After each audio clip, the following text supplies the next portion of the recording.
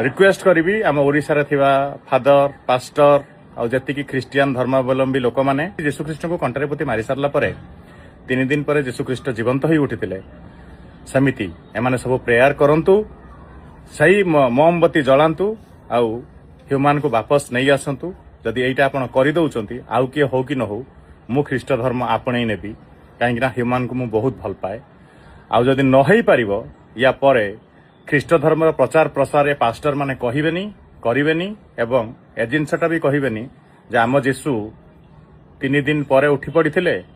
आमे तमर देह भल करदेबू आम जीशु को शरण को गले एटा होइजिबो सेटा होइजिबो तमर सब रोग दूर होइजिबो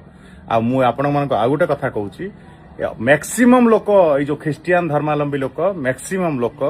ख्रीस्टियन हो सारा पर ही रोगरे पड़ी मरती यहाँ मन रखिए आपण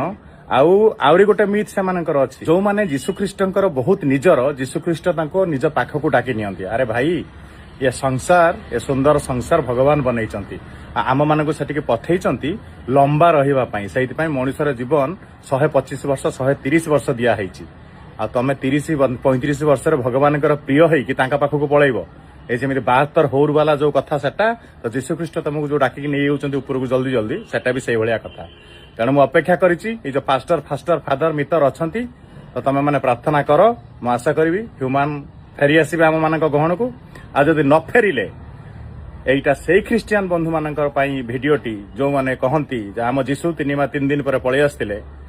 आम सब रोग ठीक करदेबू तो तुम मान ही ये भिडटी आउ बेसिकाली जो आदिवासी जनजाति बंधु मैंने मोर अच्छा जो मैंने आम धर्म जाई ख्रीष्ट धर्म को अवलंबन कर भी ए गोटे उदाहरण मला परे कहीं आसी नथिला ना कहीं आसीबो जे थरे गला से गला तेणु आउ जो माने ख्रीष्ट धर्म अवलंबन करूचंती तम बयस कम से कम देखो ह्यूमान 35-32 वर्ष चलीगला 35 वर्ष जल्दी जल्दी मरिबो तेणु यही कथाटा को मन रखंतु जो धर्म रे जन्मग्रहण करचंती सनातन धर्म सबुठ श्रेष्ठ धर्म सही धर्म को अवलंबन करंतु एवं मला पर्यंत सनातनी होई रुहंतु। नमस्कार, जय श्री राम।